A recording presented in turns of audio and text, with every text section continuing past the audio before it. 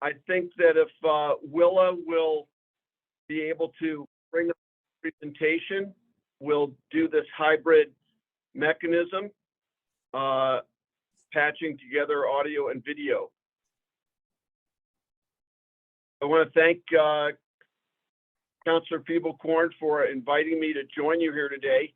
Obviously, it feels like summer, and thoughts have turned to outdoor activity and time with friends and family. So it's a great time to chat a little bit about all the opportunities we do have in Albuquerque. And of course, I agree with so many of the comments that you all have made already about how fortunate we are, how lucky and blessed we are to live in Albuquerque and in New Mexico, with all the benefits that are afforded by being in the most beautiful place on earth. Now, I recognize a fair number of you, so I think that this information was it was geared more toward a more general audience, and no way to cover every aspect of what the Parks and Recreation Department does. So for those of you who are very much experts on this subject and engaged in so many things already, I'll just apologize up front. And if I don't cover something of importance to you and you have a question, please raise it. And what I just decided to do was to focus on a couple of primary things that Parks and Rec does as we hit the summer season. So with that and with Willa's help, we'll just kick it off and please.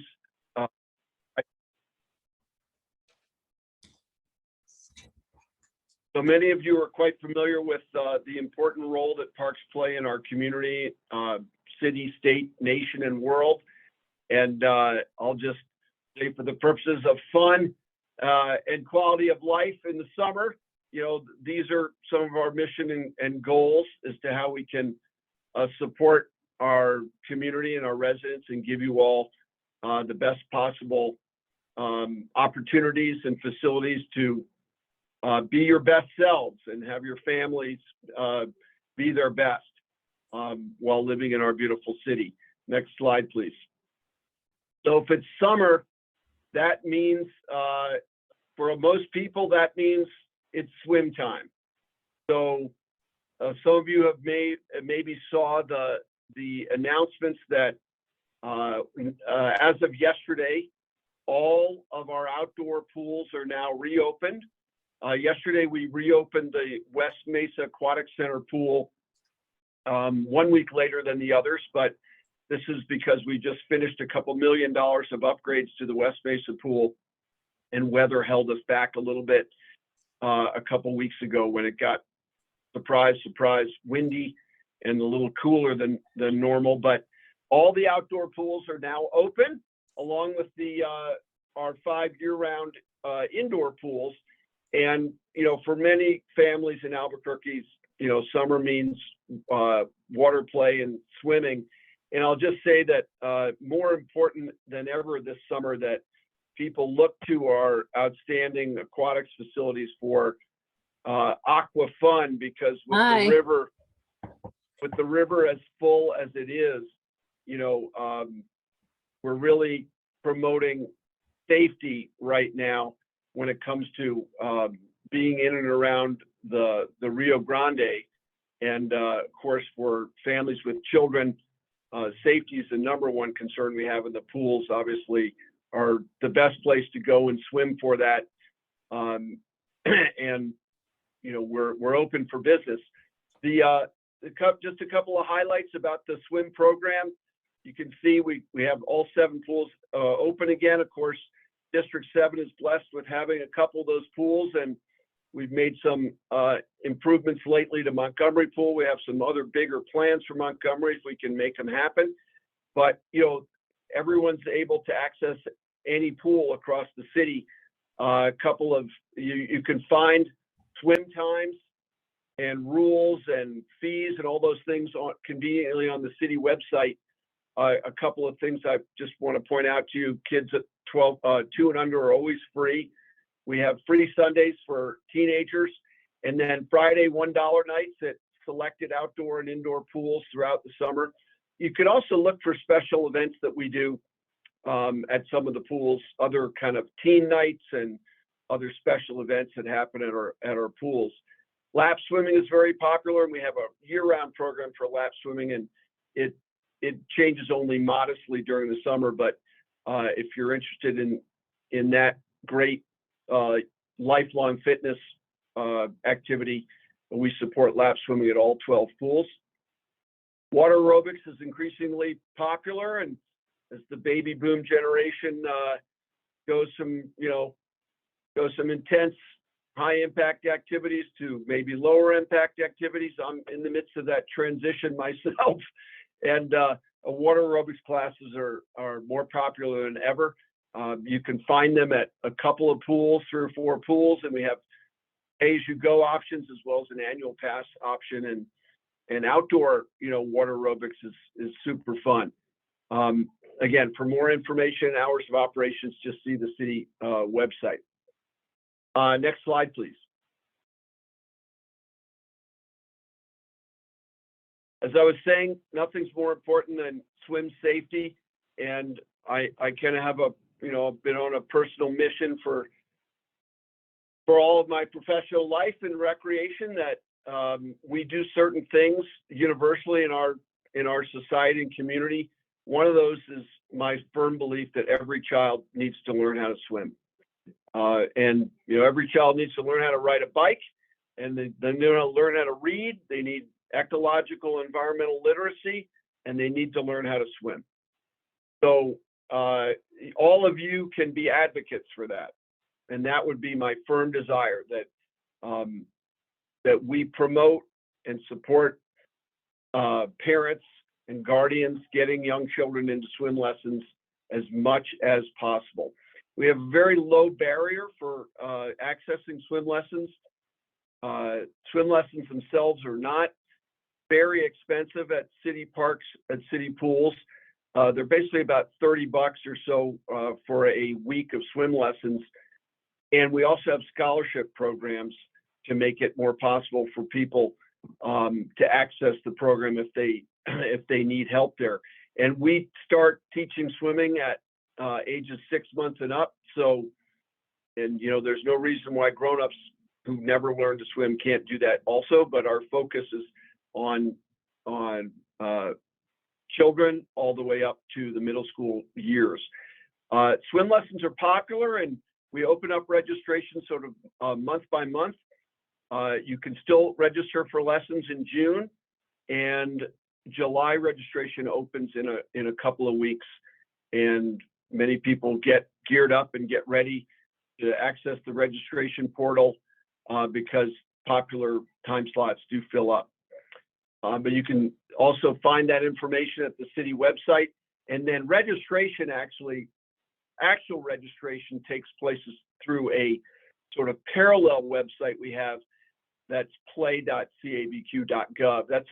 It's sort of a one-stop shop option for registering for city programs, and that really includes programs that not only are run by the Parks and Rec Department, but also programs that are run by other city departments, including the Family and Community Services Department, which runs summer rec programs at 25 community centers around the city. So if you're a family, it really makes, or if you're a regular user of city facilities, really makes sense to sort of set up an account on play.cabq.gov.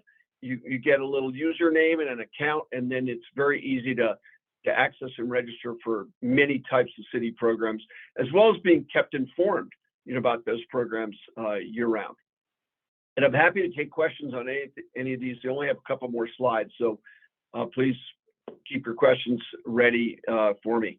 Now, we do a lot of other different things in Parks and Rec, including in our recreation division, and the summer is super busy time for that. Just a couple of pictures to go with the black and white text of some of the things we're involved in. Next slide, please.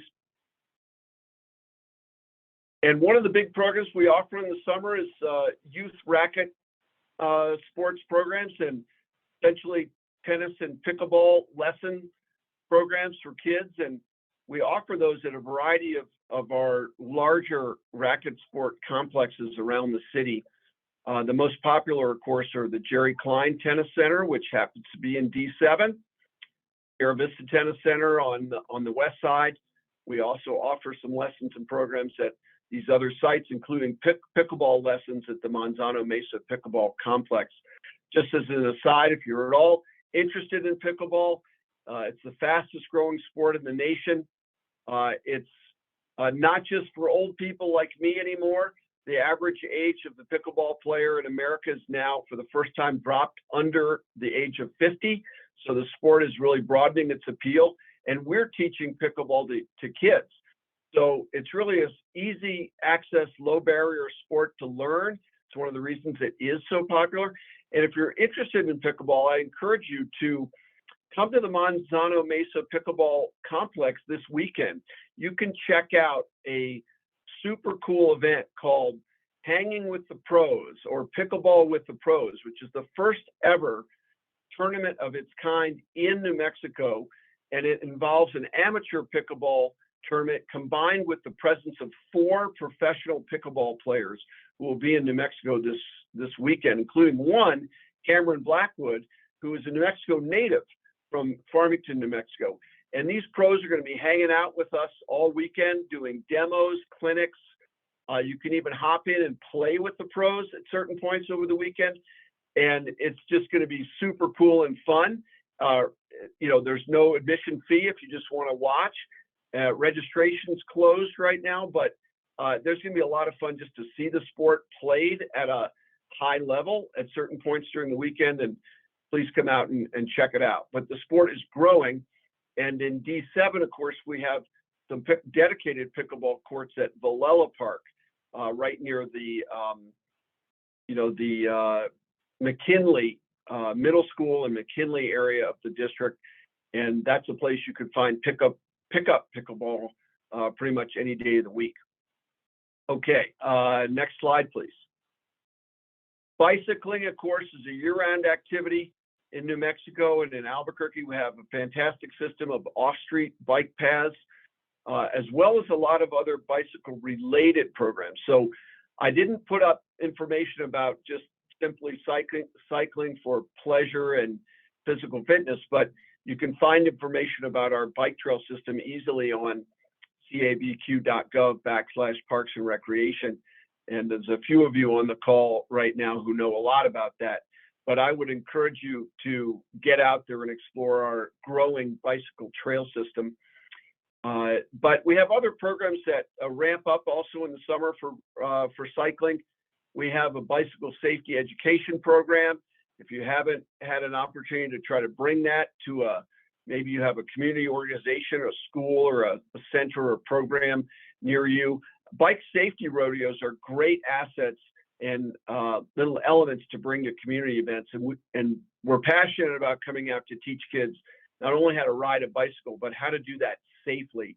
And again, so they can practice this really wonderful activity safely as a lifelong activity. We do pop-up bike maintenance clinics around town all the summer through our Esperanza Bike Safety Education Center. A couple things that are new: we have a new mountain bike skills park at Balloon Fiesta Park. And this is a great way for people of all ages, but kids especially, to pick up mountain biking skills before they have to go out and sort of try some of our rockier, more thorny terrain in the foothills. So learning to safely ride a mountain bike in our bike skills park is a great way to get into the sport. And you can see how to access that program through Ryan Harris. It's at the Balloon Fiesta Park, and the Mountain Bike Skills Park is open regularly, and we're doing some organized programming out there as well. For kids and adults who are interested in BMX bicycling, many people don't realize we have a nationally significant BMX facility. It doesn't happen to be in District 7, but I hope that's okay with the counselor. Everyone can still find it down off of Cesar Chavez Boulevard, right next to Isotopes Park and across from the University Stadium. And the BMX program is outstanding. We just finished hosting a national BMX championship event there. which takes place over Memorial Day weekend every year, and that pumped about $1 million into our local economy. But parents can introduce their kids to BMX biking there very easily in a controlled and safe environment. Get a lot of support for learning the sport there too. So go check out Duke City BMX. And next slide, please. Our 2 climbing walls are very, very busy over the summer. We move them around the city, and they're quite at a premium for scheduling around town, but I think you may run into the climbing wall at a Summerfest event or at another community event. If you're interested in scheduling the climbing wall, please contact Hugh Hulse at the number you've seen on your screen. We also have outdoor adventure camps that we offer to children in the summer in sort of 1-week segments. And again, registration for those is through CABQ, is through play.cabq.gov. But for more information on them, you can go directly to Sarah Schlomer, whose number is listed on the screen there too. This gives kids who maybe, wouldn't have normally had exposure to some of these sports such as rock climbing or caving, rappelling, even kayaking and mountain biking, an opportunity to learn that safely with, our trained staff. And they even take a few field trips outside of Albuquerque to, see the periphery of Albuquerque and how many things are accessible within a short drive of our city. And again, these programs are pretty reasonably priced. They do fill up quickly, but I encourage all parents to try to look at these to get your kids into these activities if they're at all interested. And then summer also means, more activity out in the parks, and we're kicking off what we call our park pop-ups. The kickoff for that program actually happens to be tonight. And tonight at the Balloon Fiesta Park, we're offering for the 2nd annual Movies in the Parks event at Balloon Fiesta Park, a pretty cool event where we actually have 3 movie screens running simultaneously at Balloon Fiesta Park. This is a free event, starts at 6 o'clock tonight. We're showing 3 movies simultaneously on big screens in the park. And boy, if you don't have plans for tonight, come on out to the Balloon Fiesta Park, free parking, vendors there to keep you fed and watered. And these are all sort of family-friendly movies. And then we will be having other movie programs in the parks scattered around over the course of the summer. I have a complete schedule here for you, but this is part of our park pop-up program, where we've encouraged neighborhood associations and community groups to give us ideas for events that you would like to see in your neighborhood parks. If you have a good idea, we want to help you with it. And in some cases, we may be able to provide logistical support for a park pop-up event. We may be able to provide games or programming, or we may be able to provide some funding for a great idea that your neighborhood or neighborhood association might have. So you can find information on how to access the Park Pop-Up program again at cabq.gov. Always go /Parks and Recreation, and you can find more information on park pop-ups. But you'll start to see these events popping up at parks across the city. All right, and these are all sort of intended to be events that are stepped down in size and in scale from the normal things you see city offers, like our Summerfest events, which are large or medium to large size events that are scattered around the city's 4 quadrants every summer. Park pop-ups are more neighborhood-based.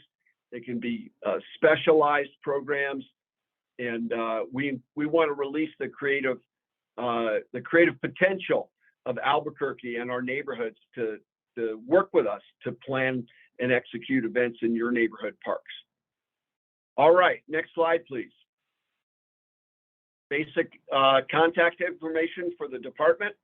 And if you want to reach me directly, just ask for me. I answer the phone. With that, Councilor Fiebelkorn, thank you again for all of your support for Parks and Recreation. I think D7 has a leading proponent of the benefits of parks and conservation and recreation to our great city.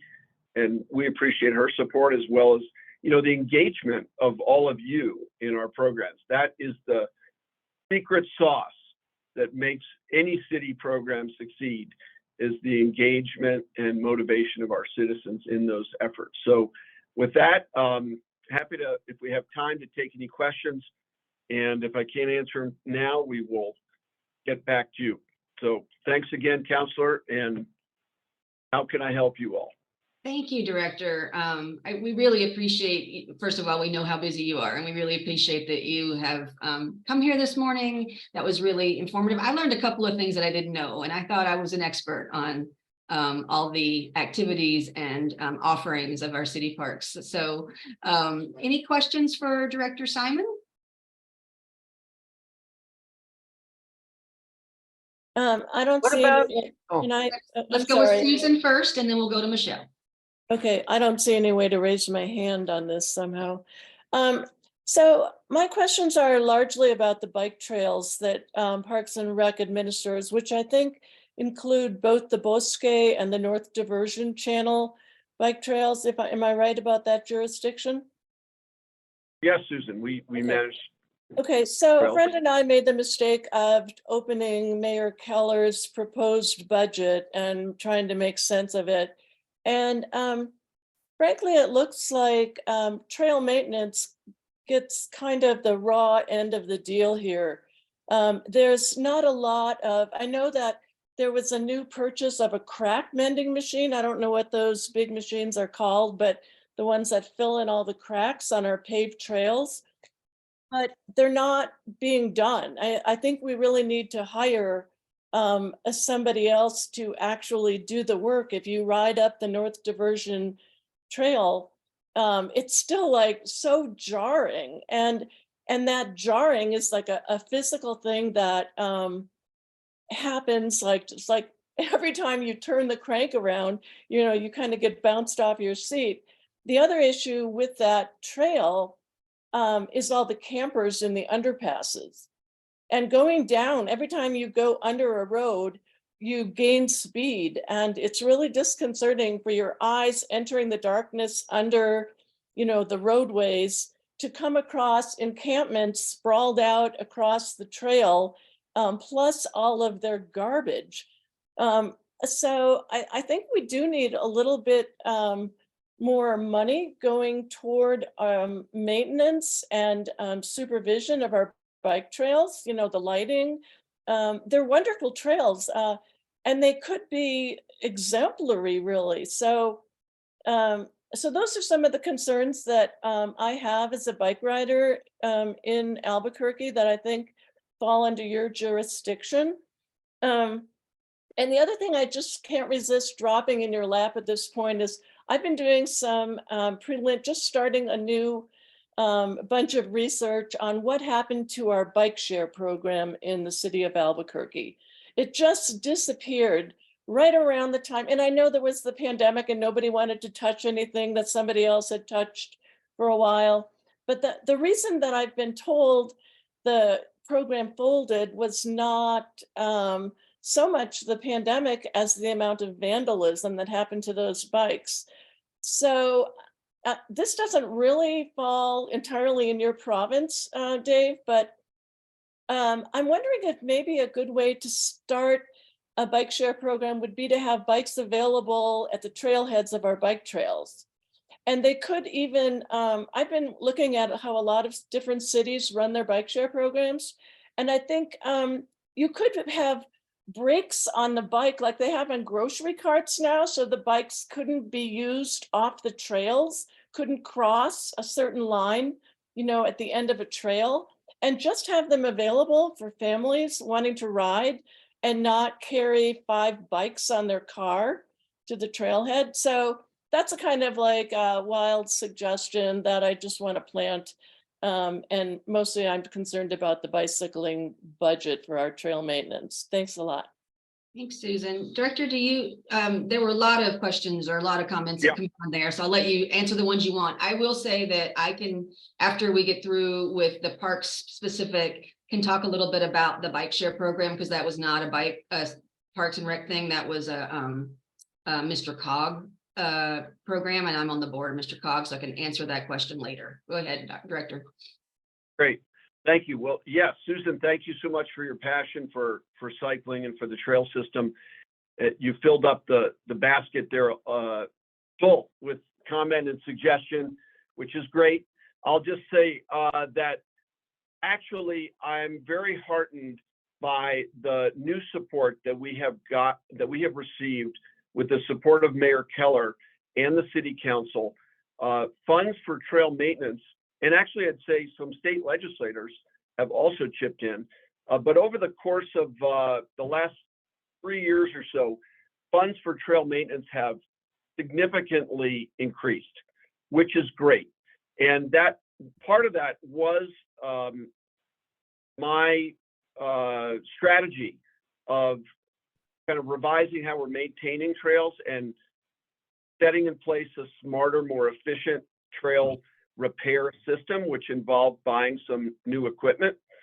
And the reality is, when we started looking at that, a few years ago, we had like 5,000 cracks to repair. So, there's a backlog of work, but the new equipment is allowing us to work much smarter, much faster, and more efficiently.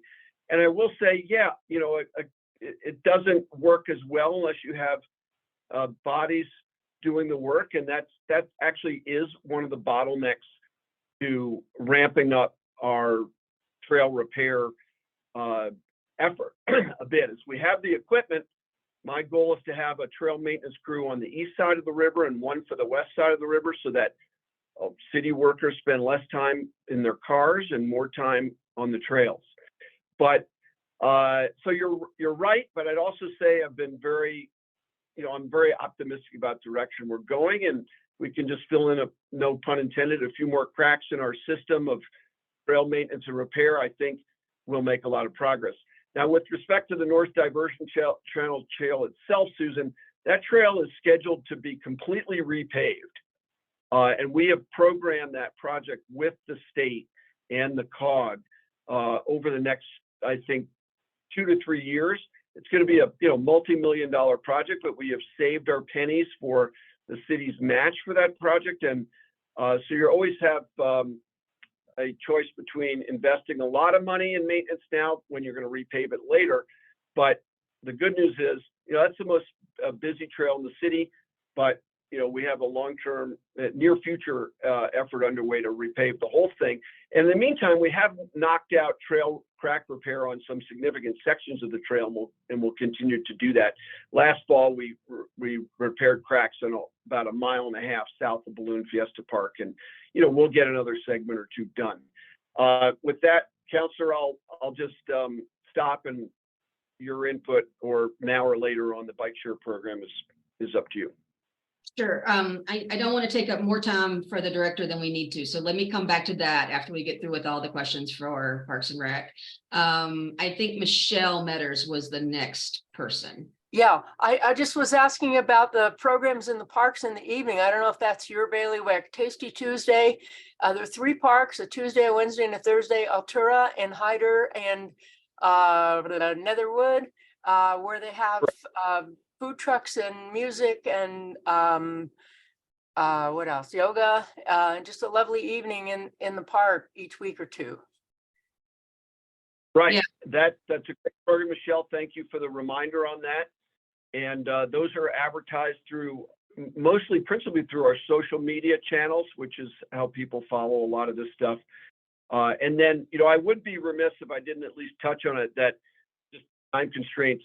I did not put up every activity that is planned for the summer on our open space program, but there's a lot. And all of those are listed, again, on our open space websites. They range from weekly hikes to summer music concert series at 2 of our open space properties, to family nature clubs, discovery days, and nature explorer camps for kids.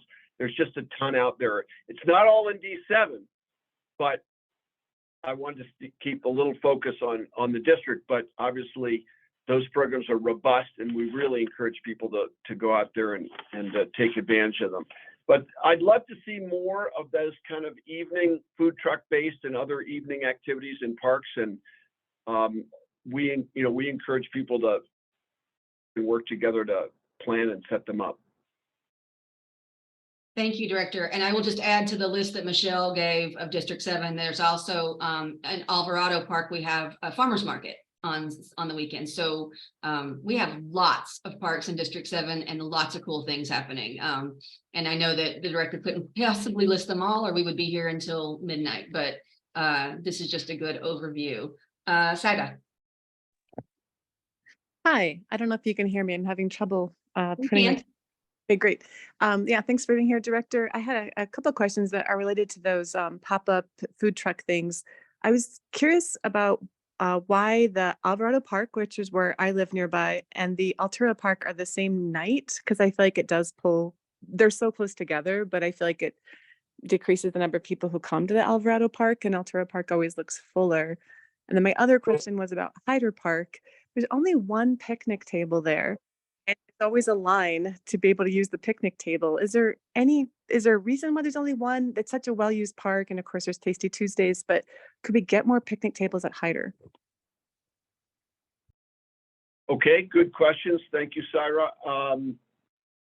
The Tasty Tuesdays network that includes Hyder, Netherwood, and Altura, that is kind of coordinated by a group of food trucks that have banded together to bring you an awesome, delicious menu in one fell swoop at those three parks on a rotating basis. The Alvarado event is sort of independent, I believe, from those. So that's why there's some overlap. We can't actually dictate to food trucks where and when they go. And food trucks will go places where they expect to make money. That's the point. So Okay. That's in part answer to your question, but we have tried to encourage that group to spread out a bit more. And believe me, I'm constantly trying to get good partners to cover more of our city parks. And that's why, in fact, you see North Domingo Baca Park now has a regular food truck event. And it's because I've pressed that group to spread their wings a bit and try to bring the program to a few more places. That's why you will not see Tasty Tuesday at Hyder Park every Tuesday, because I want them to go to more places and I want to give the Hyder Park neighborhood a little peace and quiet on Tuesdays also in the summer. Your question about Hyder and amenities, it's a good one. Basically, amenities are just sort of limited sometimes by where we see the priority to spend the money. In cases where we have to replace worn out or vandalized equipment, we want to go there first with our dollars. Hyder has a community and neighborhood around it that I think takes very, very good care of their park. They're very respectful to the park, and therefore we don't have the same kind of demands on the money that we see sometimes elsewhere. But I will make a note to see what our long-term plan looks like for Hyder in terms of park amenities. And we can certainly add, another picnic tables to that list. Thank you. Thanks, Director. Okay, I don't see any other hands raised, but I'm going to ask Willa if there's anything in the chat, because as you all who have been coming to these know, I have a hard time following the chat and being. Elizabeth has a question next. Oh, okay, Elizabeth. Yes, and I wrote this to the director as well. I'm wondering if there is a clearinghouse of food trucks. In other words, is there a place that we can call and find out what food trucks are available in our city, what they serve, and how to get a hold of them? If we want to. Yeah, that's a terrific question, Elizabeth. So there is a compelling need for that, I think, for the city to compile some of that. In general, there's a couple of Facebook pages, Albuquerque Food Trucks being one of them, that has lots of food truck members, and they tend to sort of organize themselves a bit in that respect. I don't know the answer to your question whether the Environmental Health Department lists a comprehensive list of food trucks in the city, but that is something that we actually have asked for. And I think if it's not we're pushing to get that completed and posted. The food trucks sometimes enter and exit the market a little bit, so it's hard to keep that list 100% current. But even just simple internet searches for Albuquerque food trucks will turn up a couple of great sources of contact. Okay, thank you so much.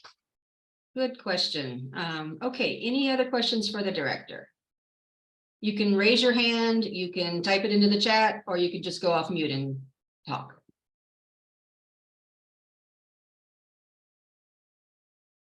Okay, I'm not, oh, Charles. Yes, this last Monday was Memorial Day. And as usual, I went to the New Mexico Veterans Memorial for the program there.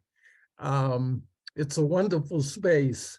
You didn't mention it, but I believe Parks and Recs are the ones that oversee that facility. Yes, sir, we do. And I think I recognize your face from Monday, Mr. Powell. So you're a veteran. Thank you for your service. And thank you for being there Monday. I hope what you were getting ready to say is that this summer we'll be hosting again the Shakespeare Festival at the New Mexico Veterans Memorial. And those performances, I think, start up this month. I think there's going to be two plays offered. They're in the amphitheater this summer, one tragedy and one comedy, I think. And, one of my goals is to more fully utilize that wonderful space that we have at the New Mexico Veterans Memorial, the amphitheater, in a way that, of course, remains respectful of the space. But I think it's a tremendous community asset. And we have some projects underway that'll help make the space more usable for a wider variety of groups. And for example, one of the things we're going to be doing is installing more permanent lighting and audiovisual improvements to the Memorial Amphitheater so that we can just support any entity that's interested in utilizing and activating that space, year round. So I didn't want to take the words out of your mouth, Mr. Powell, but I would, I'll see some of you, I hope, at a Shakespeare play this summer there. Yeah, Wonderful. there's an indoor facility there too, where they have swing dances, is it? A big band? There's the outdoor one, like you said, which is lovely, but the seats are concrete, so bring your own cushion. And then there's an indoor part too, where is a meeting space. There's a small community room, medium-sized community room that's available for both rental and other kinds of community events there. So anyone who's interested in utilizing that space, it also has a wonderful outdoor patio associated with it. The kitchen, kind of catering kitchen option there too. And you can find out more information by contacting the New Mexico Veterans Memorial directly. And then I'll just jump in and say, and I didn't hear you say this, Director, but the coolest part about the Shakespeare Festival is it is free. And so please share that with folks. 2 really good plays. They start next weekend. I will be there, but they're free. And I think it's the only free Shakespeare Festival in this region. And so I just want to make sure that everyone knows that this is a unique opportunity to see really, good theater for free outside in what I consider the most beautiful park setting in our city. It's just gorgeous. So join us there. Yeah, and there's an opening act too. I just saw the list. Yep. Musicians and various folks. It starts at 6:45. So Yeah. people can bring picnics to that. Is there a way to get food or drinks on the grounds? So the Shakespeare Festival sells snacks, but we always bring our full meal, have a little picnic beforehand, and then watch the show. So. Okay, any other questions? We are nearing an hour of the director's time, so I want to let him go as soon as possible. If there's any other questions, jump in. Will, am I missing anything on the chat? Nope, the chat looks good. Okay, all right. Well, with that, thank you, Director, for giving us an hour of your time today to really talk about what I think is one of the most important aspects of our city, which is our park system and our open space system. We really appreciate you and all the work you do. And, you know, as always, let me know how District 7 can support your really important work. So with that, we will let Director Simon go. I will stick around for a few more minutes to answer questions that other folks may have, and I will start with the bike share program. So thank you, Director. Thank you, everyone. And we will see you in the parks. Yes. Just quickly, and I think that we may have lost the person that was asking about the bike share, but the bike share program was actually implemented by the Mid-Region Council of Governments. It was put on hold during COVID, and then the company that implemented that program went bankrupt. And so that is closed. I am working now with City Council staff to possibly look at suggestions for bringing it back with a city focus, and also the scooter program. And so we're looking around now for implementers. It is kind of a, you know, it's a very labor intensive kind of project, because somebody has to maintain and bring them back and all of the things that was being mentioned about, you know, the problems with it. So that is in the works, and I am working on that now, and I hope that we will be able to find a suitable vendor that can provide those services to the city. Okay, any other questions?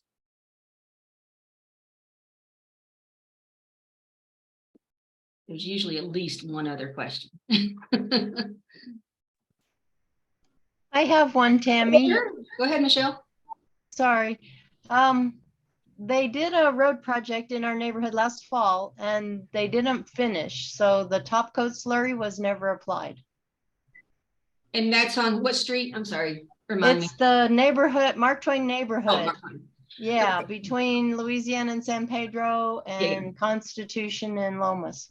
So let me ask Willa. So we had two neighborhoods that didn't get done last fall. We were told last fall that they were going to be finished this spring. Neither of them have been finished this spring.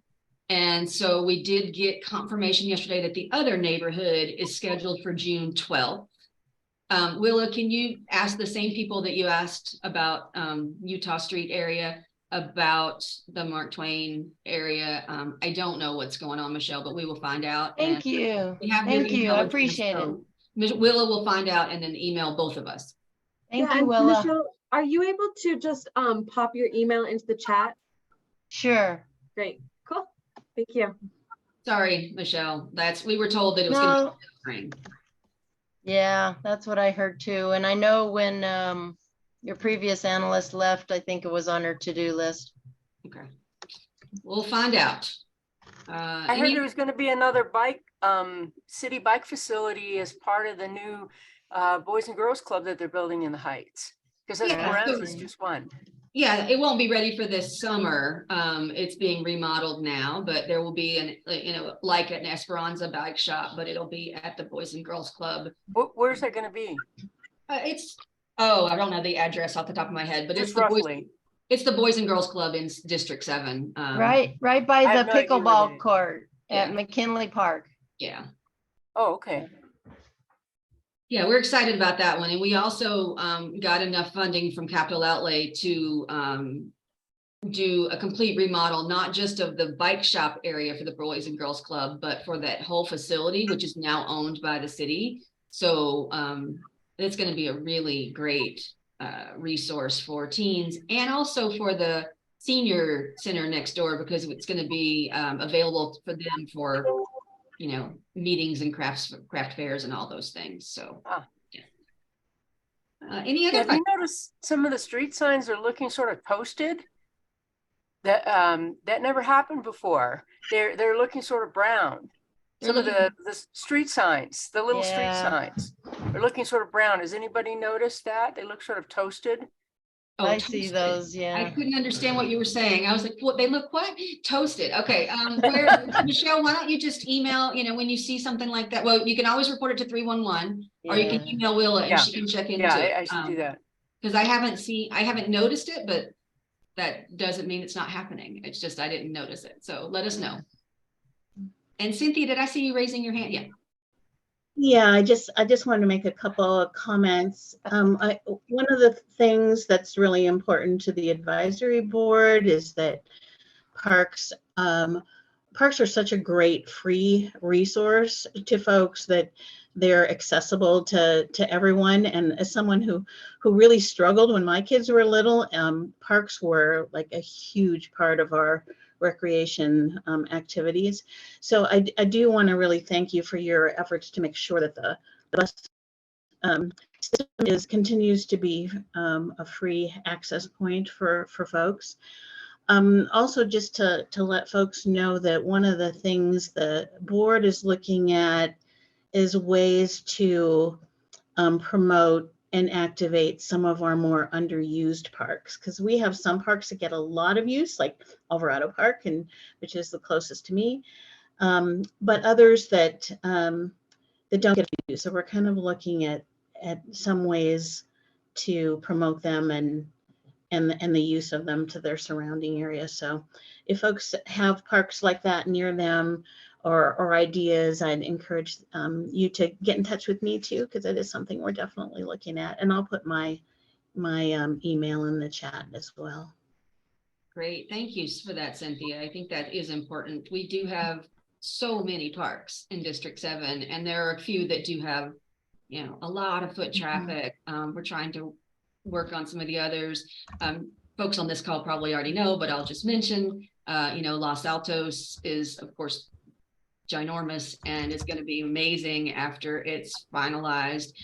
Phase 1 of that reconstruction project is going to be completed and opening on the 4th of July weekend, hopefully. And then phase 2 will start. The number one focus of phase 2, the number one priority is getting the dog park back in. So I know that's important to a bunch of folks. We're also looking at kind of a redo of the Workers Memorial Park on San Mateo. That's been happening with the community, doing walking tours and really, a good community input process to see what else we would like to see around that. Right now it is a Workers Memorial Park, and we certainly don't want to change that, but the memorial is literally a stone that's, broken and on its side. And so we really want to make sure that we're respecting what it was originally set for, which is Workers Memorial, but it's several blocks long. And so there is an opportunity to do other things in there as well. And so if that's of interest, that's a project that's ongoing, and we've got contractors working on options and things like that. I know Cynthia is one of the folks that was available and working with us on the walkthroughs and identifying options for that park. Okay, any other questions? It is 11:01. I can't. Oh, yeah, go ahead. And I'm sorry. Yeah, I just wanted to say I really liked Groundworks came through my neighborhood. I live near Alvarado Park, and it was so helpful to do walking tours and talk about the flooding issues and some really great ideas of how we could add maybe a pop-up park or, just different ways of using that runoff. Yes. So I love working with them. They were just super active and like walking around with us. I had a neighbor who tried to talk over everybody. So he was kind of difficult, but I'm glad that you brought them in. And I know they're talking about the Workers Memorial Park too. So I think you picked a good partner. I just find them like really good listeners, really good staff. Thank you for that. I really do like their approach, and we did use them for the Pueblo Alto Mile High flooding program. Right. And that we liked them so much, we're using them for the Workers Memorial. But what I want to say about what I want to say about their process is that it is really kind of a new public engagement process for the city, and we won an award on it. It's really a unique situation where we are actually not going out to the community and saying, hey, here's what we should do, and please approve it.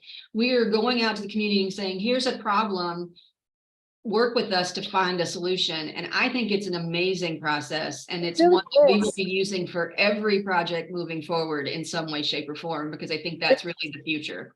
Yes, they were such good listeners because we live here, and I just felt like they really listened to us about like people are putting sandbags. My neighbors have to put sandbags in their front yards because of the flooding, Yeah. and they were just so good. And I think the only thing that's tricky about that process is when you have someone who's very disruptive, who feels like they know everything, who talks over, like that can be kind of rough when, when that happens because the rest of us, are trying to talk, but the guy's not letting people talk, complaining, and it's always tough, I think, for any city official. It is hard. Everyone has a right to say whatever they want, and public meetings, they have a right to speak. The line I have kept at all the public meetings that I was at for that project and every other project is that, as long as you're wanting to say something, you're allowed to. But if you are rude or combative or disrespectful, then we ask you to stop and leave. Because I won't have particularly city staff and contractors that are working really hard be disrespected. And so just so everybody knows, go ahead. Oh, I'm sorry. One last thing, the pop-up alleyway. I learned so much in that, thinking about parks. The students did the pop-up alleyway over here off of Marble. And I never realized how much of our land is in alleyways. It's a public space that could be a park. And the students had really great ideas. And I don't know where that will go, but it was amazing to see what they came up with for the alley. I agree. And we have Cynthia here that can talk about that because that was her brainchild. Did you want to say anything about that, Cynthia? Go ahead. It actually was more Joan Davis. Yeah, it was actually more Joan Davis who was the president, but it was just kind of a fortuitous connection with the UNM class.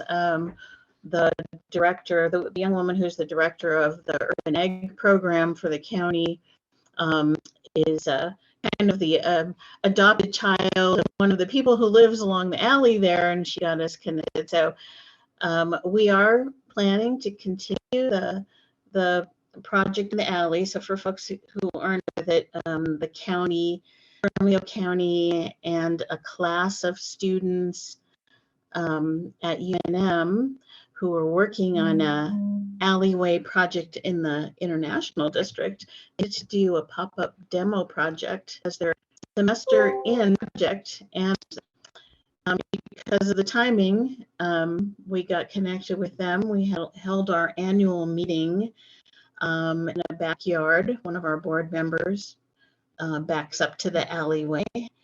And the students came, they constructed benches and various items. They brought paint, outlined some murals. We went through a process to get waivers from neighbors to paint their walls and do some planting. And we do plan to continue that.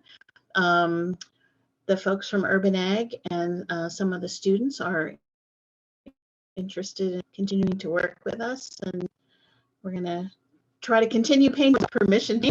We've been trying to do a walk every Wednesday that includes monitoring it. It's very exciting actually to see what's possible for very little effort really and money. Yeah, I love that project. So thank you, Cynthia, and Cynthia, Joan, Darcy, they do so many projects in our community and do so much for us, and we are all very thankful. Any other questions? Will, am I missing anything on the chat? Yeah, so we have one question in the chat from Michelle Benton. She wants to know if the dog park trail in Tombolic has started yet. She said they were pending PNM moving some power poles near San Pedro, but she wanted to know about the dog trail. The bike trail, right? The dog park is functioning. You're right, it's the bike trail. Okay, all right. It's like I don't know about a dog trail. Okay, so they were gonna close the dog park to do the trail too, so I don't know. So we are moving forward as fast as government and PNM, a large regulated utility, can possibly move forward on something, which is not fast.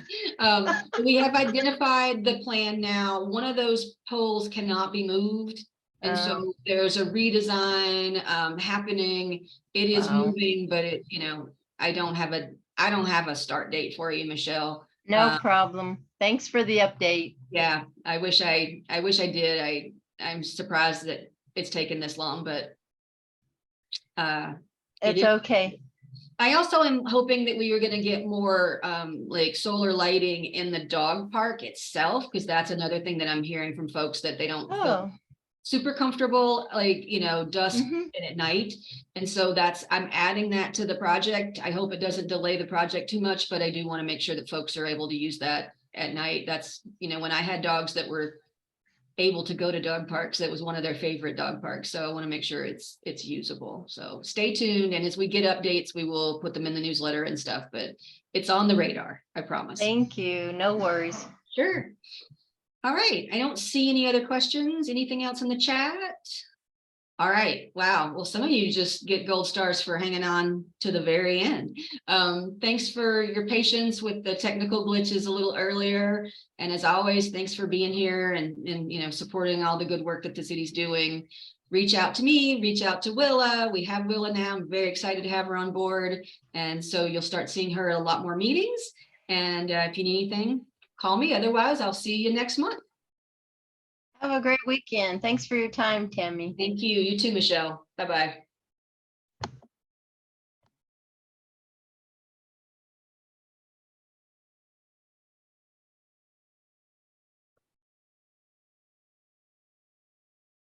I like to just stay on in case there's some folks that have questions that they didn't want to ask in front of people, but I don't think Jay or Lynn are trying to ask questions.